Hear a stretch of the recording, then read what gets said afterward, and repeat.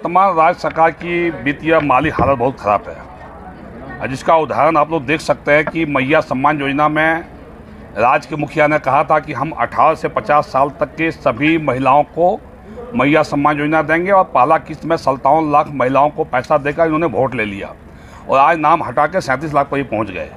तो ये केंद्र सरकार से कोई बकाया इनका नहीं है, कोई अथेंटिक ये रिपोर्ट भारत सरकार को नहीं दे पा रहे हैं और जिन विभागों में भी केंद्र सरकार ने पैसा दिया उनका ये खर्च नहीं कर पा रहे हैं। जहाँ तक रहा अभी स्वास्थ्य विभाग के द्वारा स्वास्थ्य मंत्री जी का आप लोग सुन रहे थे, मैं भी बगल में सुन रहा था उनको, तो ये स्वास्थ्य मंत्री सिर्फ अपना चेहरा को चमका रहे हैं। इनका स्वास्थ्य विभाग का ये हाल है, अभी राज्य कर्मचारी स्वास्थ्य बीमा योजना विभाग ने लागू किया है।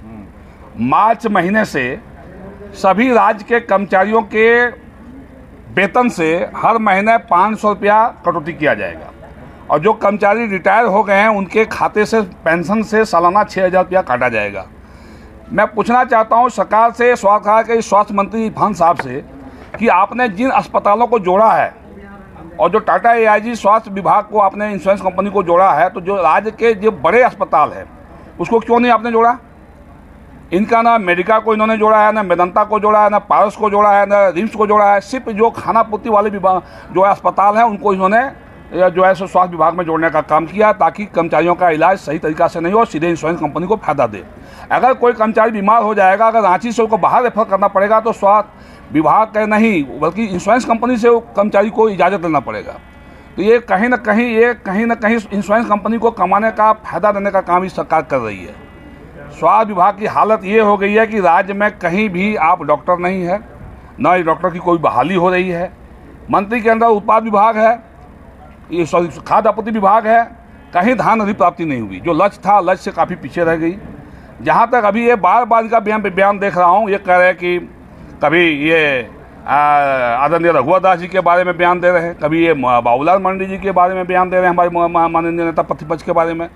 तो मैं इरफान साहब से पूछना चाहता हूँ, आप क्या हैं? कांग्रेस पार्टी के प्रवक्ता हैं क्या आप? कांग्रेस पार्टी के नेता प्रतिपक्ष हैं क्या आप? कांग्रेस पार्टी के प्रदेश अध्यक्ष हैं क्या आप? तो हर जगह आप ही बोल रहे हैं, बाकी लोग कहाँ गए? ये बार बार ये कहते हैं कि रघुवर दास जी को मैं नहीं जानता कहाँ से आए हैं। तो मैं खुद कहता हूँ कि रघुवर दास जी तो राज्य के मुख्यमंत्री रहे हैं, यहाँ का स्थानीय निवासी हैं, लेकिन इरफान अंसारी बांग्लादेशी हैं। ये खुद बांग्लादेशी रोहिंग्या मुसलमान है और आने वाले जब NRC झारखंड में हम लोग लागू करेंगे तो इनको यहाँ से बाहर करेंगे, बहुत जल्द यहाँ से बाहर जाएंगे। जी का मैंने इसलिए कहा ना कि प्रवक्ता बन के कुछ भी बयान दे देते हैं, इनको ज़मीनी हकीकत पता नहीं है।